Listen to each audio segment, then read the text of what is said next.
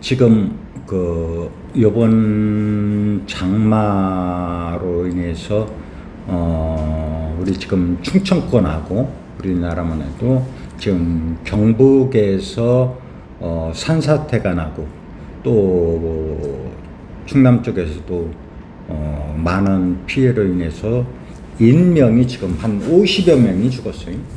50여 명이 돌아가셨는데 이게 우리는 여기서 심각하게 받아들여야 될 점들이 뭐냐 하면 이미 지구가 자정할 수 있는 한계치를 넘어섰다고 하는 게 이게 문제예요.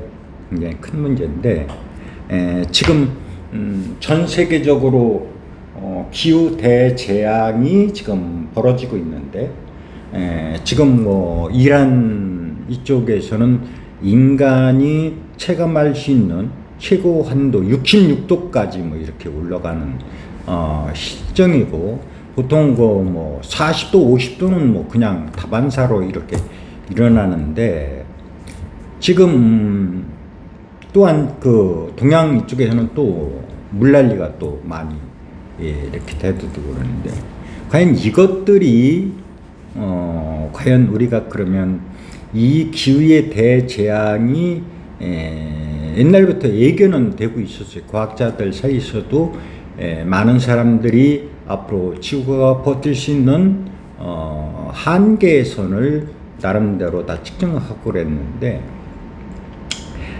제가 보건대는 이 지금 인간이 저질러 놓은 산업화되면서 문명을 이렇게 발전시키면서 인간이 저질러 놓은 이 모든 업보가 지금 우리 스스로가 지금 받고 있다는 거예요, 문제는. 그래서 이 문제가 해결되지 않으면 인류는 진짜 멸망의 길로 접어들 수밖에 없는 어떤 이런 과정들을 거치게 될 거예요. 단 우리는 이치상으로 볼 것 같으면은 이런 상태로는 지구가 갈 수 없다. 그래서 이것은 인간도 마찬가지지만 지구도 하나의 생명체로서 살기 위한 하나의 몸부림이라고 하는 거예요, 이거는. 근데 우리가 여기서 주목해야 될 점은 이 지금 에너지라고 하는 이 에너지 흐름 자체가, 순환의 흐름 자체가 지금 불규칙하다고 하는 거예요. 불규칙하다고 하는 거. 그러니까 어느 지역에서 어느 지역은 떼약볕으로 태워서 죽이고 어느 한쪽은 물로 쏟아서 그냥 장마, 홍수 이런 거로 해서 사람을 인명을 이렇게 죽여버리는 이런 일들이 발생하고 있다는 거죠. 이것은 예를 들자면 그런 거예요. 하나의 예를 들어서 에너지라고 하는 것은 이 불이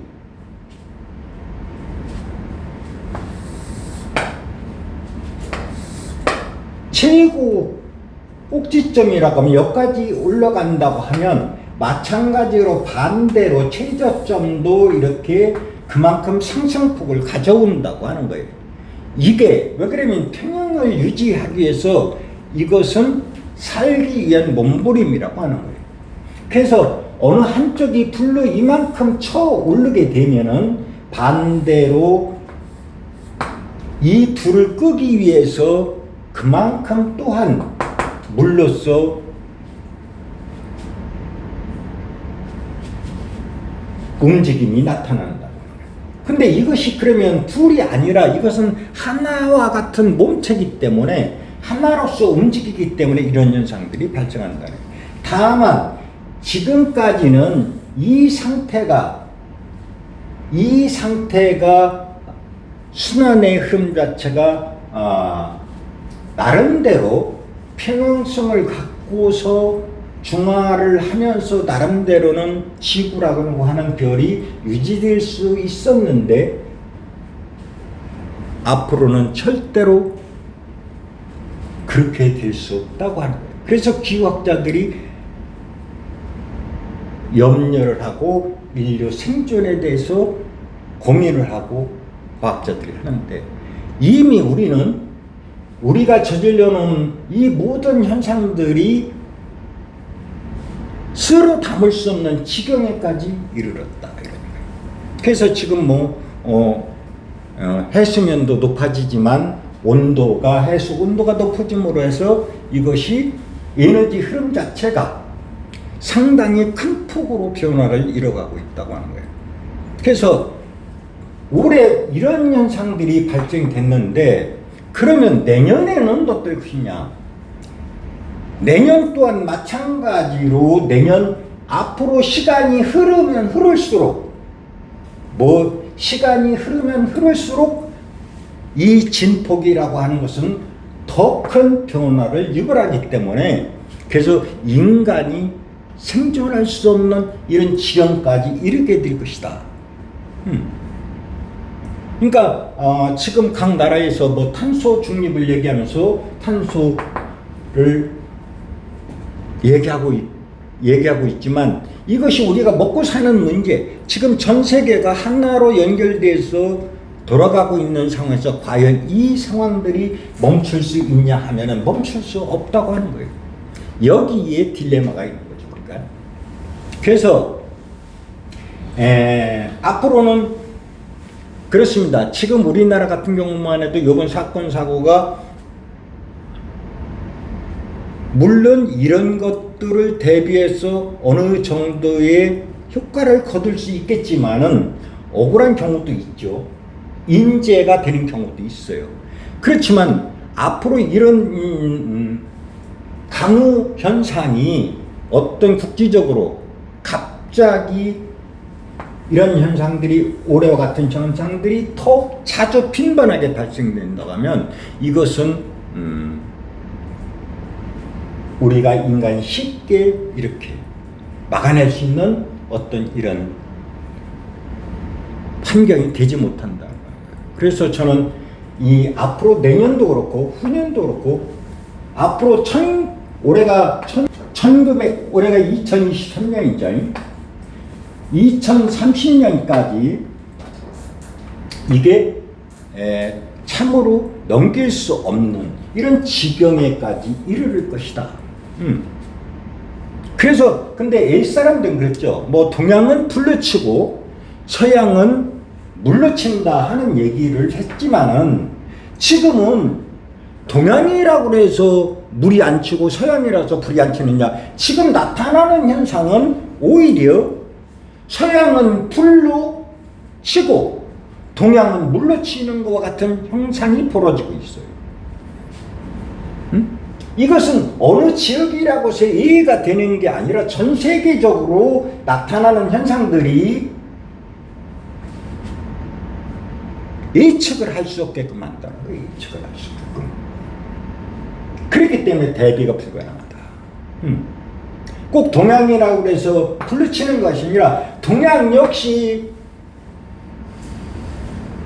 가뭄으로 칠 수도 있고 떼것으로 해서 기온이 상승하면서 많은 피해를 줄 수도 있고, 물로 장마나 홍수로 인해서 많은 피해를, 사람의 생명을 앗아갈 수 있다 보는 것이, 어느디라고 안전한 구역이 없다는 거예요. 앞으로는 이게 옛날에는 맞았어요. 그것이 법칙이라고 하는 것이 옛날에는 예측이 가능했기 때문에, 에너지 흐름 자체가 순환의 흐름성 속에서 어느 정도 예측이 가능해서 법칙상으로 보면 동양은 불로치고 서양은 물로친다 이런 얘기도 맞지만, 지금은 그런 자체가 무너져 버렸어요. 그렇기 때문에 안심할 수 없는 이런 환경이 되어버렸다고 몰라요. 그래서 저는 부탁하고 싶은 것이, 어떻게 하면 생존할 수 있느냐 하는 거죠. 앞으로 올해와 같은 상황들이 대한민국에서도 가면 갈수록 더 극심하고 현저하게 나타날 거예요. 그래서 이것이 물론 정치를 하는 사람들도 그렇고 우리 같은 일반인도 마찬가지지만 각자 어떻게든지 생명은 소중한 존재이기 때문에 살아야 되기 때문에 그래서 각자가 조심하는 길밖에 없다고 하는 거예요. 그러나 결국은 이 지구의 대반란이라고 하는 것이 우리가 받아야 될 업보는 너무도 큰 거라는 거예요. 그래서 이런 점들을 참작해서 기후의 대재앙으로부터 사는 데까지 어떻게 하면 그나마 최선을 다해서 그 피해로부터 내가 재해로부터 벗어날 수 있는지를 여러분들 스스로 잘 판단해서 대응을 하셔야 될 겁니다.